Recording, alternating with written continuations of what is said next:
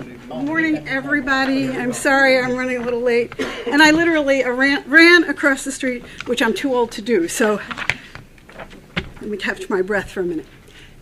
Good morning. I'm Roberta Lynch, Executive Director of AFSCME Council 31. Our union represents some 38,000 public service workers in Illinois state government. AFSCME members protect kids, care for veterans and the disabled, respond to emergencies, help struggling families, and so much more. Here with me today are Frontline state employees who are elected by their coworkers as leaders of their local unions and as members of the AFSCME Bargaining Committee. You will hear from some of them shortly. Let's be clear.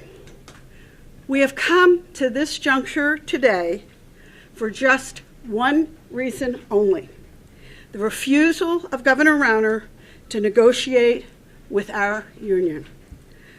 More than a year ago, in January 2016, the Rauner administration broke off negotiations and walked away from the bargaining table. Ever since, the governor has been trying to force his extreme terms on state employees. Our members are not willing to accept that. We're willing, more than willing, to work to find common ground, but we won't just roll over. Time and again, AFSCME has made clear that our union is prepared to continue to negotiate and to seek compromise because that is what is in the best interest of our members and of the citizens of this state. And state employees are willing to do their part to address the state's fiscal woes. We have demonstrated that commitment very powerfully last month when the Union Bargaining Committee took the initiative to put forth a settlement framework that included a 4-year wage freeze. But just as Governor Rauner has stubbornly refused to work constructively with legislators to make sure that our state has a budget unless his own demands are met, so he has refused to negotiate with our union to reach a contract settlement, acting out of his own deep hostility to the rights of workers to join together in unions rather than acting in what are the best interests of the citizens of this state. The governor's unreasonable demands would take $10,000 from the pocket of the average state worker. He would do that by making employees pay 100% more for their health insurance than they're paying now, in conjunction with a 4-year pay freeze. The governor also insists on doing away with the common sense standards now in the union contract that prevent irresponsible outsourcing of public services, and instead he wants to give a blank check to privatize public services for private profit. Because of Governor Rauner's unwillingness to compromise, his refusal to even attempt to find common ground, for the first time in our union's history, state employees have been forced to consider going out on strike. We've said time and again that our members do not want to strike. They are keenly aware of how disruptive a strike would be, both to those who rely on the services they provide and to their own families. But they are also keenly aware and painfully aware of how damaging the governor's extreme terms would be to the economic security of their families and to their rights and safety in the workplace. So over the past 3 weeks, AFSCME members have voted on whether to authorize their elected representatives on the Union Bargaining Committee to call a strike. Voting was held at more than 200 locations in every corner of the state at just about every hour of the day and even the night. Despite the Rauner administration's threats, intimidation, and misinformation, union members came out to cast their ballots to make their voices heard. Today, we are here to announce the outcome of that vote. 81% of members voted yes to give the bargaining committee the authority to call a strike if no other path forward can be found. Our commitment to fairness is strong, and our message to the governor is clear. State workers don't want to be forced to strike, and we are willing to compromise and do our part. But if Governor Rauner continues to refuse his legal obligation to bargain in good faith, if the governor tries to impose his unreasonable demands, he risks a strike that would shut down state government, and he alone bears the responsibility for the harm that strike would cause. Now, I'll be glad to take questions, but I'd first like to have three of our state employees, Frontline state employees who are here today, make some brief remarks, and then I'll open it up and take any questions that you have. And first, each of them will tell you a little about themselves. First, I'm going to call on Stephen Mittens. Good morning. I'm Stephen Mittens, STEPHENMITTONS. I'm a child protection investigator with the Illinois Department of Children and Family Services. And for more than 20 years, I've worked with families, schools, medical professionals, and the community on the south side of Chicago to investigate allegations of abuse and neglect to children, but also to try to keep our children safe. I am also the president of AFSCME Local 2081, which represents DCFS employees in the Chicagoland area, and a member of the AFSCME Bargaining Committee. I was in the room nearly 14 months ago when Governor Rauner administration blindsided us with what they called their last, best, and final offer, and then walked away from the bargaining table. I know that our union has continued to prepare to negotiate, but it takes a willingness and a good faith partner on the other side.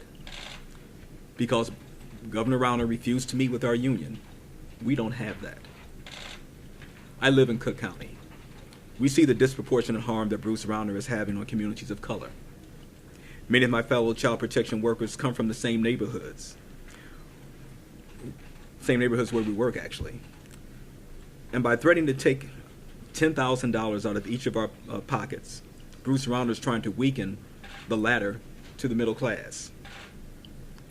I voted yes to authorize a strike because my family needs health care that we can afford, because my community needs public servants that they can rely on, and because the governor needs to come back to the bargaining table and show him willingness to compromise and to negotiate in good faith. Thank you. Thank you, Stephen. Next, I'm going to call on Nicole Power. I am Nicole Power, NICOLEPOWER. I work for the Illinois Department of Revenue here in Springfield, and I am the president of AFSCME Local 997. As a public service worker, we are willing to do our part, but it can't be Governor Rauner's way or nothing at all.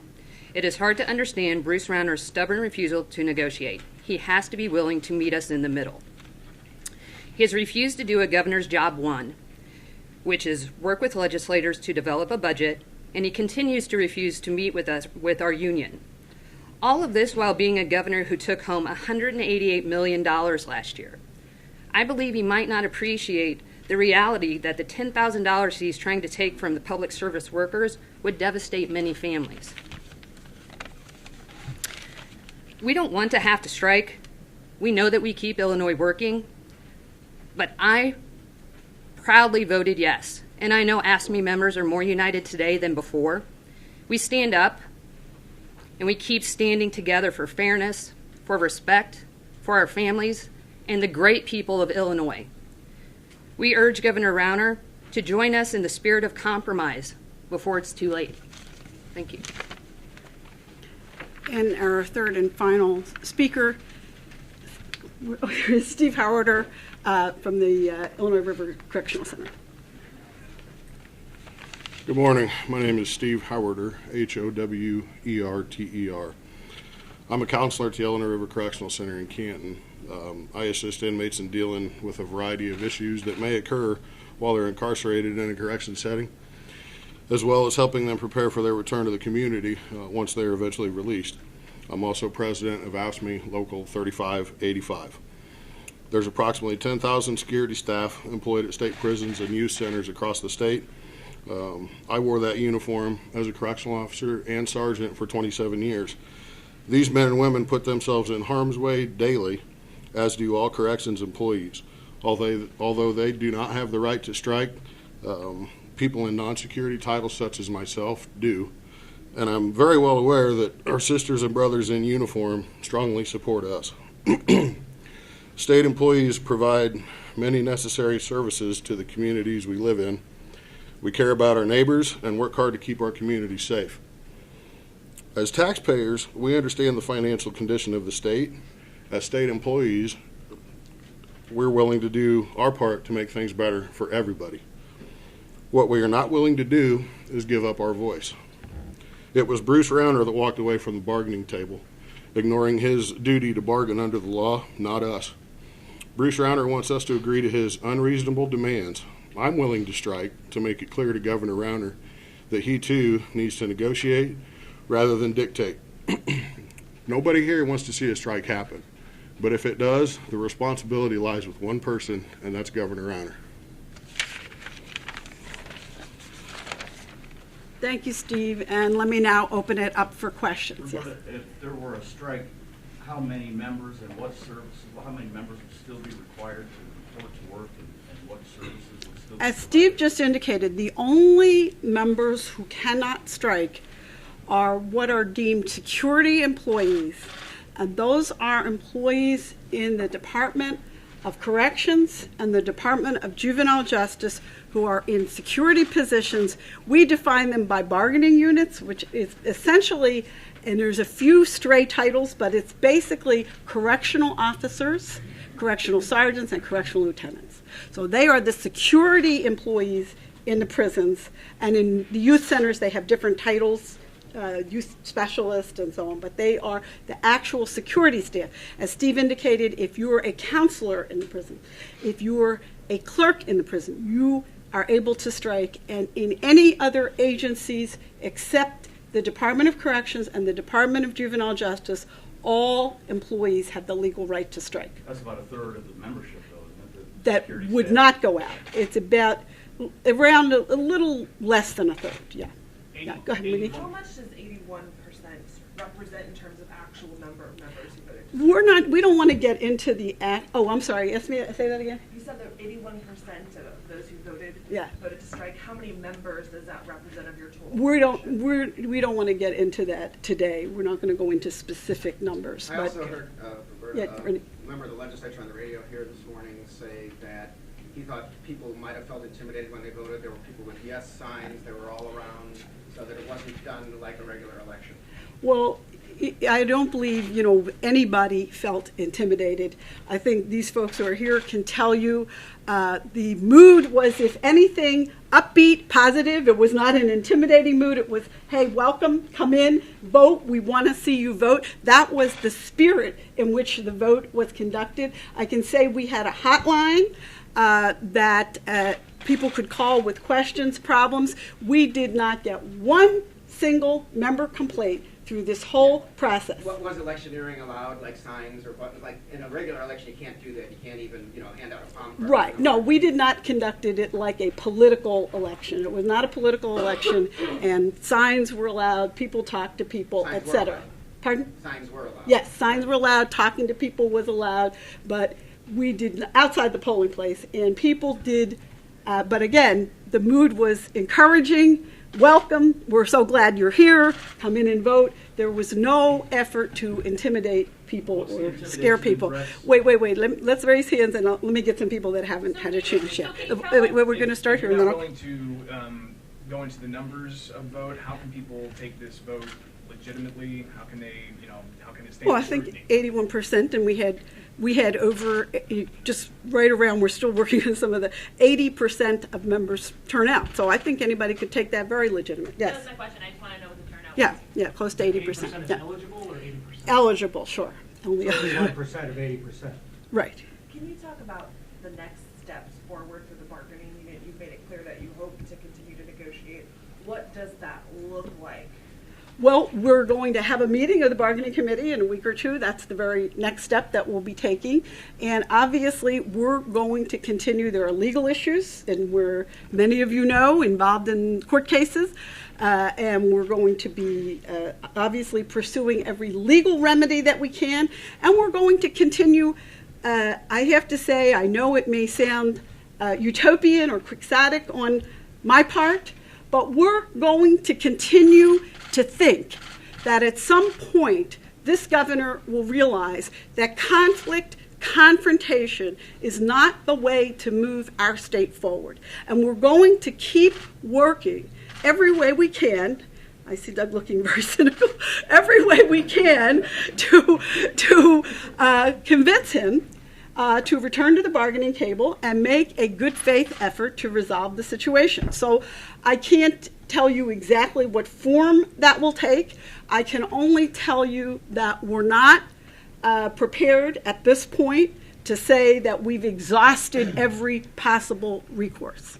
Okay, back there. Yes, Roberta, would you rephrase that point again where you said about the 10,000 over a 4-year period? I'm sorry. The 10,000 payment they'd have to make? Oh, I'm sorry. Yes, on health insurance. So what we said is that the governor is demanding that employees pay 100% more for their health insurance than they're currently paying, 100% more. And if they do that over the course of those 4 years, if they were to do that with no pay increase, that would effectively amount to a $10,000 loss of income. Thank you. Okay, yes. Let me hear. I'm trying to get people that I haven't called on. Yeah. Yeah. How does it play into this? That this is a governor who campaigned on, citing favorably what Ronald Reagan did with the air traffic controllers. How does that affect your decision about whether to? Well, and I don't think the rank and file membership. Right. I think that obviously, as we've indicated, we don't want to strike. He has tried very hard, as some of you know, to threaten and intimidate people, threatening to fire employees, threatening to replace employees. We don't believe that tens of thousands of state employees who do very complex jobs that require a great deal of training can be either easily temporarily or permanently replaced. Moreover, we think it's illegal. We don't believe it would be legal to do that, and we believe we have a very strong case in that regard. So we don't think that that's what's going to happen. Obviously, it's something that we know. Any of you know as well as I know that it's very difficult to predict what Governor Rauner will do other than sticking to his own point of view. But beyond that, we don't have any way of knowing what he'll do. But we do feel very confident that with the complexity and the multiplicity of jobs that state employees do, any threat to fire, replace temporarily or permanently is just an attempt to intimidate employees and not something that could realistically or legally be done. Okay, again, Doug. Well, the governor's office has also said that any strike would be illegal per the pre-existing agreement of the union and the administration. Well, again, it gets down a very complicated legal path, but essentially, in other forums, they are denying that agreement is in effect. So they can't have it both ways. If they want to sit down with us and say that they called it a tolling agreement, but it's the agreement that continues the terms of our current contract. If it's in effect, they cannot impose, which is what he actually already tried to do. If it's in effect, he can't impose, right? So they're trying to have it both ways, to say we can impose our terms, but the union can't strike. It does not work that way. Yes. So what are the next steps then if the governor doesn't come back to the bargaining table? Or where does this go from here? Well, again, Monique tried to ask that question already, and I'll try to come back to the answer as clearly as I can. We are going to continue to do everything that we can to find an alternative path. Now, that alternative path might be legal. So, for instance, we currently, the situation, many of you will recall, he already took steps to try to impose his terms. We went to court and we got a temporary stay that prohibits him from doing it. We have a motion pending for, I'll say, a permanent stay. It wouldn't go on forever. It would last while our appeal is pending. We have an appeal of the Labor Board decision at the appellate court. While that appeal is pending, we've requested a stay. Now, we don't know what the court will do. The court could lift the temporary stay at any time and not grant a permanent stay, or it could grant a permanent stay. So those are things that we're taking into account and looking at as we move forward. Well, along those lines, Roberta, you mentioned, I've heard several times today, talk of the governor's legal obligation to negotiate, but does he? I mean, it's an impasse, and until a court or some other regulator says otherwise, he doesn't have a legal obligation. Well, we believe that he does, and that, of course, is what is being contested in court. So obviously, we believe eventually will prevail, but that's a long process through when we're now before the appellate court. The case has, other than the motion to stay has been filed, the case hasn't even begun to move through the appellate court. So that's going to be, I can't tell you an exact time frame because, as many of you know, court cases can take months or years, unfortunately, so we don't know how long that will take.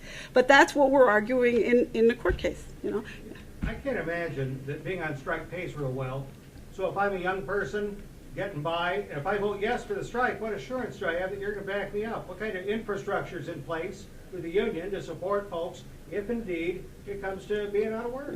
Well, everyone cast their vote with the same information, which is that we are going to do everything we can to build community support, to provide a base of support for people young or old. It doesn't matter whether you're young or middle-aged, you may still have financial problems. And we're going to do everything we can to ensure that people are supported through that process. But keep in mind that members had that amount of information, the same information I'm giving you, and they voted yes. 81% voted yes. So I think that answers your question quite strongly right there. Go ahead. Can you talk a little bit about what morale is like among workers? Yes, I can. There's a possibility you might not get paid depending on Yes, I can. I mean, morale is very low. And this is 2 years since this governor came in the door, when he, for reasons, I mean, truly, it's beyond me, why someone who's a billionaire who has 9 homes would be enraged that working people, many of whom have college degrees, master's degrees, are making a decent income, have basic benefits, can support their families. Very few people have 1.5 homes or 2 homes, let alone 9, But for some reason, he finds it outrageous, and he has, trumpeted this around the state, belittling state employees, implying that they're not worth what they're paid. They're overpaid. That's his favorite term. They're overpaid for what they do. Many of you know the work that state employees do in prisons. Stephan talked about being a child protective investigator in Chicago, going into neighborhoods trying to rescue kids from their homes. There is nobody doing this work, I guarantee you, who is overpaid. If anything, people are underpaid for many of the jobs that they do. So it is profoundly demoralizing to have an employer who does nothing but criticize and belittle in the press. Combine that with the fact that the Attorney General, has seen fit to make state employees kind of a pawn in a very complicated legal strategy, and the fact that the governor walked out on contract negotiations over a year ago, for no reason whatsoever, and has refused to even meet with the Union Bargaining Committee. When we came forward last month and put forward a new settlement framework, which represented dramatic progress, dramatic change, I don't know if it's progress, but dramatic change in the union's position, recognizing the problems that confront our state from a fiscal standpoint, he dismissed it with a wave of his hand in a matter of hours. Can you imagine how that makes employees feel? After we grappled on the bargaining committee, we went back and talked to members. Can we make this offer for a 4-year wage freeze and pay more for health insurance? Can we actually make that offer? And we did, and he just, whack, not interested. Get lost, essentially. That's the message to state employees that this governor sends every day. You don't matter. I don't care about you. I don't respect the work you do. I don't respect you. I don't value you. So you can imagine that morale is very poor. But I'll say this, Monique, and this is very important. I think everybody here would tell you, and I can tell you, that when people came out to vote, and this is why that story is so bizarre, Bernie, because we saw it everywhere. And the spirit was tremendous. And I think for the first time, people could really feel, maybe not the very first time, because we had some great demonstrations that some of you are aware of, but people really felt like, I'm standing up for myself. I'm not going to let this governor knock me down, belittle me. I demand respect. I deserve respect. That's the message that I think this vote sends most clearly. Not we want disruption, not we want to strike, but we demand respect and we deserve respect. And Andrews, is that, we're going to wrap it up? Yes, thank you very much, all of you. And I'll let Anders come up with any technical things that he wants to say. If there's anybody from a particular region that wants to talk to somebody from your region, we might have someone here, or I could try to connect you later in the day. Cool. All right, thank you. Why don't you guys not run away quite yet in case we do have...